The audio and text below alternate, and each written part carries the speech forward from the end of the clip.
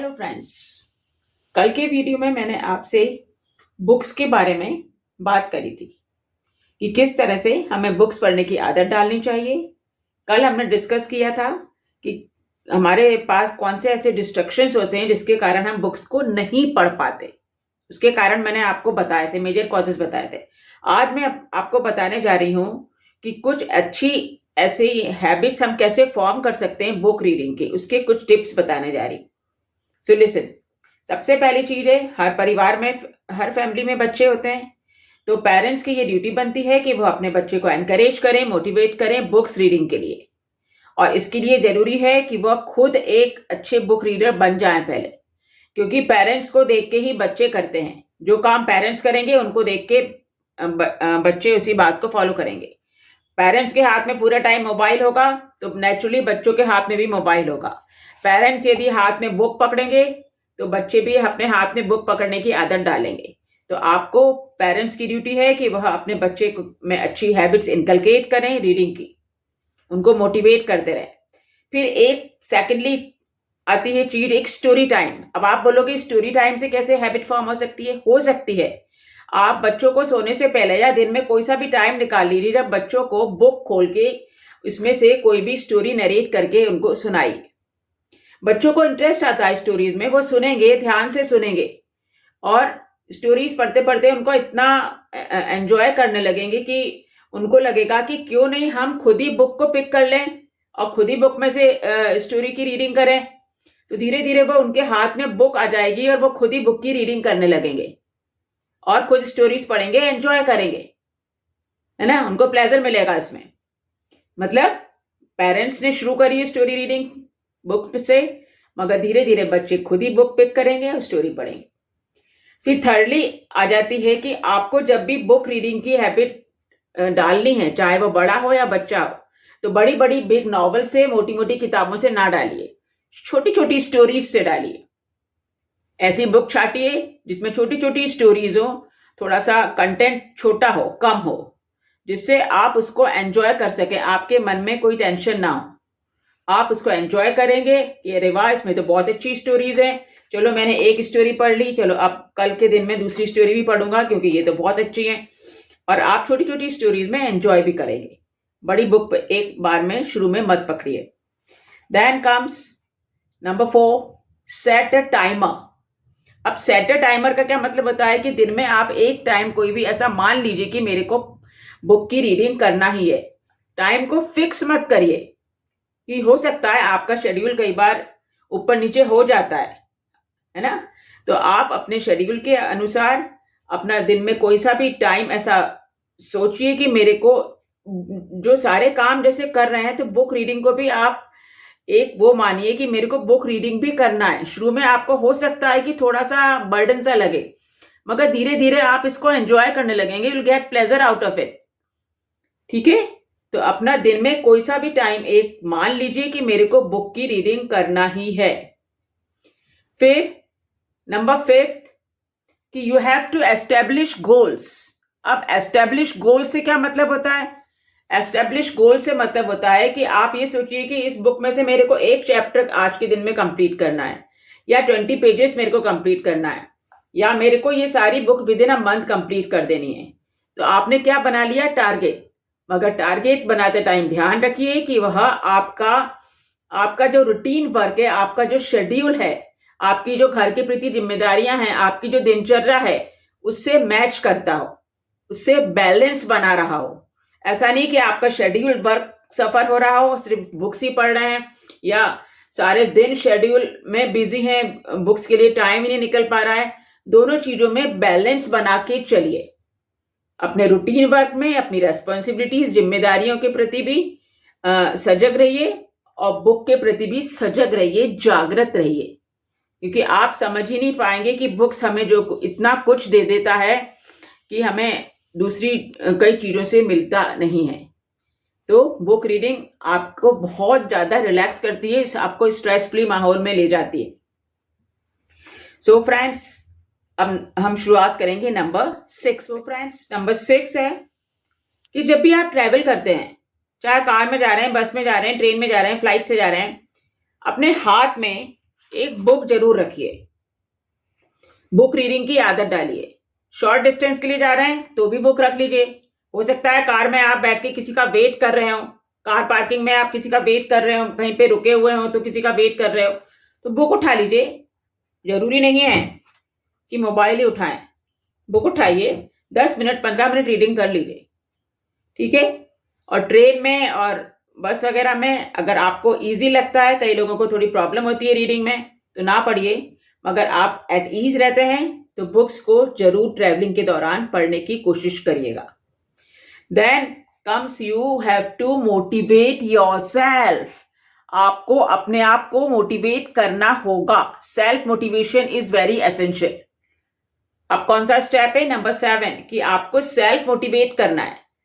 अब हर घर में न्यूज़पेपर तो आता ही है, आपके घर में न्यूज़पेपर आते हैं, मैगजीन्स आते हैं, आपके घर में छोटी मोटी किताबें भी रहती हैं। तो भाई आप शुरुआत कीजिए न्यूज़पेपर पढ़ने से। आप लोग सोचते हैं कि न्यूज़पेपर क्या पढ़ना, न्यूज़पेपर में बस आपने हेडलाइंस देख ली और दैट्स ऑल। न्यूज़पेपर पढ़ने की एक आदत डालिए, उसमें बहुत अच्छे अच्छे आर्टिकल्स आते हैं। Apart from current news, political news, उसमें बहुत सी जनरल अवेयरनेस की भी चीज़ें होती हैं जो आपको बहुत ज़्यादा अलर्ट कर देती हैं, जागृत बना देती हैं। तो न्यूज़पेपर पढ़ने की आदत डालिए, मैगजीन्स पढ़ने की आदत डालिए, छोटी छोटी किताबें पढ़ने की आदत डालिए। तो शुरुआत करना है न्यूज़पेपर से, आप अपने आप बुक्स पढ़ने की आदत आप में आ जाएगी। और क्या आप जानते हैं कि केवल 21% लोग, सर्वे के अनुसार 21% लोग न्यूज़पेपर पढ़ते हैं। बाकी जो 71% लोग हैं ऑनलाइन न्यूज़ देखना पसंद करते हैं। ठीक है, ऑनलाइन न्यूज़ भी देखिए, कोई प्रॉब्लम नहीं है उसमें, मगर रीडिंग से जितने बेनिफिट्स मिलेंगे शायद वह ऑनलाइन न्यूज़ से नहीं मिलेंगे। तो इट्स बेटर कि आप पढ़ने की आदत डालिए। फिर देन कम्स योर नंबर 8 कि आपको जब भी रीडिंग करना है तो जो बुक्स होती हैं आपके चॉइस की हो, आपके इंटरेस्ट की हो, आपकी आप जिसमें मतलब दखल रखते हो, जिस चीज में आपको लगता है कि हाँ ये मेरे इंटरेस्ट की है, वही बुक हाथ में उठाइए पहले। फिर धीरे धीरे आप दूसरी बुक्स की तरफ भी ध्यान दीजिए। तो आपके इंटरेस्ट की बुक होगी, आपकी चॉइस की बुक होगी, तो आपका पढ़ने में मन लगेगा, आप कंसंट्रेशन से, एकाग्रता से पढ़ेंगे, आपका जो पढ़ने का स्पैन होगा वह ज्यादा लंबा होगा। फिर आप 15 मिनट नहीं पढ़ेंगे, हो सकता है आप 1 घंटा पढ़ लें, क्योंकि वह आपके इंटरेस्ट की बुक है। ठीक है, तो अपनी चॉइस की बुक रखिएगा, अपने इंटरेस्ट की बुक रखिएगा। फिर पढ़ने को बोझ ना बनाएं। नंबर 9 कि पढ़ने को बोझ तो हमें कभी बनाना ही नहीं है। अरे मेरे पास तो इतनी सारी बुक्स हैं, अब मैं इतनी सारी बुक्स को कंप्लीट कैसे करूंगा, मेरे को तो इतनी बुक्स पढ़नी है, मेरे को तो ये सारी बुक आज की तारीख में ही कंप्लीट कर देनी है। नहीं, ऐसा किसी ने नहीं कहा है कि आज ही आपको ये बुक कंप्लीट करनी है। आराम से रिलैक्स होकर जितनी देर मन लग रहा है उतनी देर पढ़ाई करिए।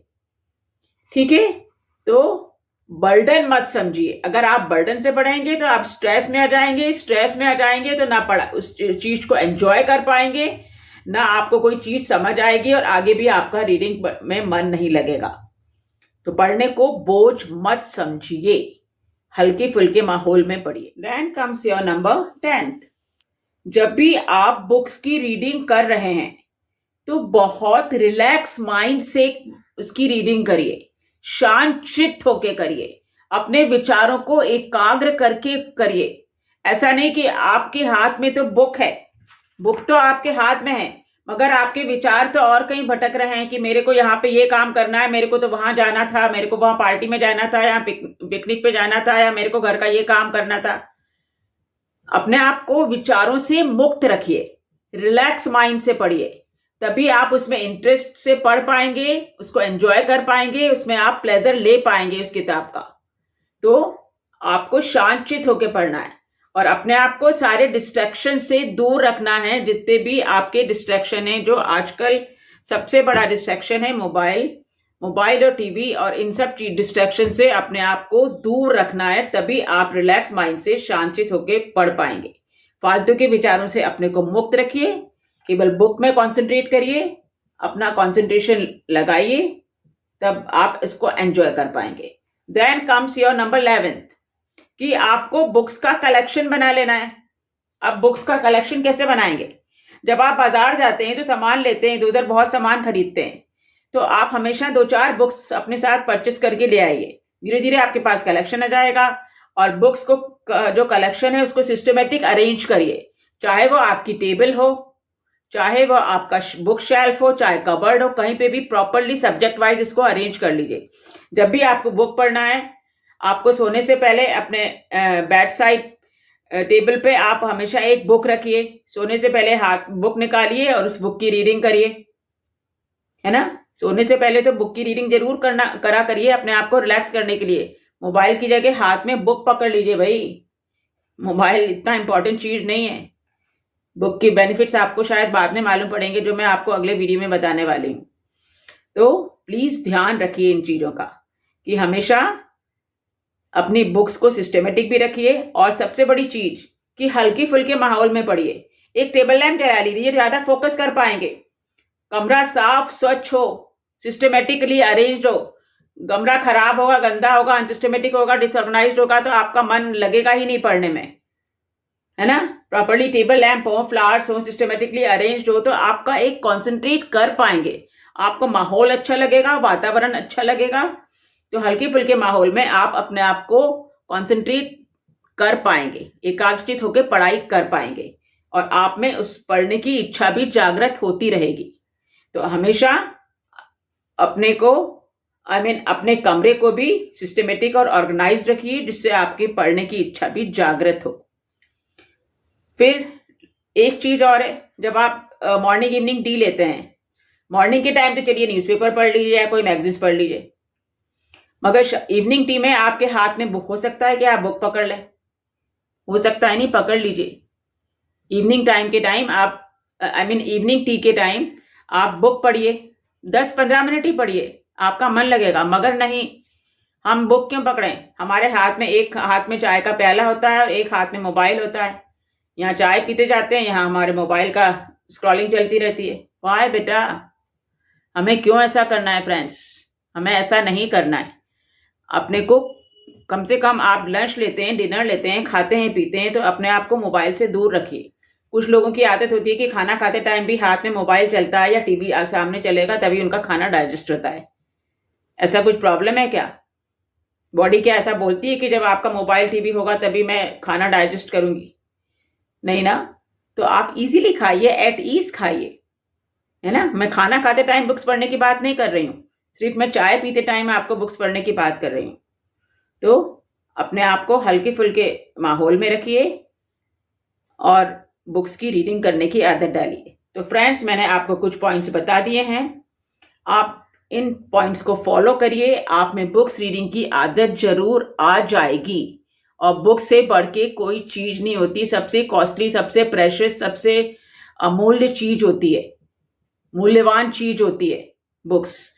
और इसके बेनिफिट्स कल के वीडियो में मैं आपको बताने वाली हूं, तो कल के वीडियो भी ध्यान से आप सुनिएगा। यदि आपको आज का वीडियो पसंद आया है तो इसे लाइक कीजिए, शेयर करिए और सब्सक्राइब कीजिए। और सब जने स्वस्थ रहिए, खुश रहिए और बुक्स को पढ़ते रहिए।